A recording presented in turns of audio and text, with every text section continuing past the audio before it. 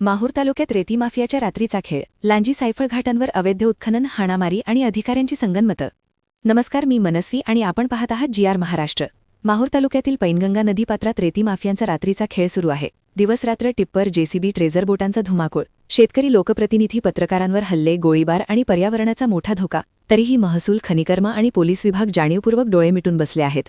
माहूर शहरात वारंवार होणाऱ्या हाणामारीमुळे गुन्हेगारीचे प्रमाण वाढले आहे.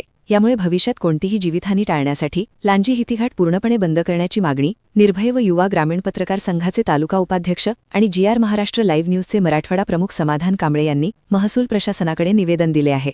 5 एप्रिल 2026 मध्यरात्री 8:30 लांजी घाटाकडे जाणाऱ्या रस्त्यावर 20 ते 25 रेती तस्करांनी देशी कट्टा घेऊन शेतकऱ्यांना बेदम मारहाण केली. शेतकऱ्यांना गंभीर दुखापत झाली. रात्री बेरात्री JCB आणि बोटींच्या सहाय्याने पैनगंगा नदीपात्रातून वाळू उपासा सुरू असल्याचे स्पष्ट चित्र आहे.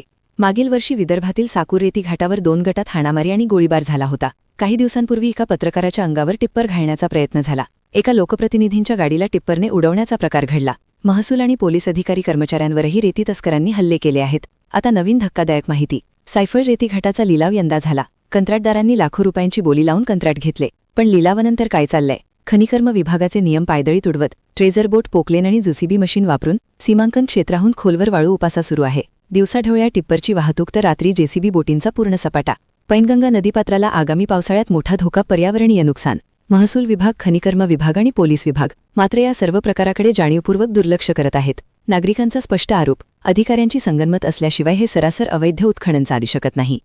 समाधान कांबळे यांनी दिलेल्या निवेदनात स्पष्ट म्हटले आहे, लांजी रेतीघाट बंद करा, अट्टल गुन्हेगारांना तडीपार करा, अन्यथा भविष्यात जीवितहानी होईल. सायफळ घाटावरही नियमांची पायमही होत असताना प्रशासन का गप्पा आहे?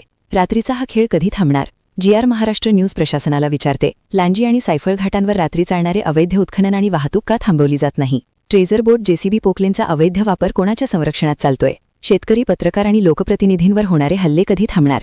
अधिक अपडेटसाठी GR महाराष्ट्रला सबस्क्राईब करा. रात्रीला खेळ चाली, हे खेळ कधी संपणार ते प्रशासनच सांगेल. GR महाराष्ट्र प्रतीक्षित.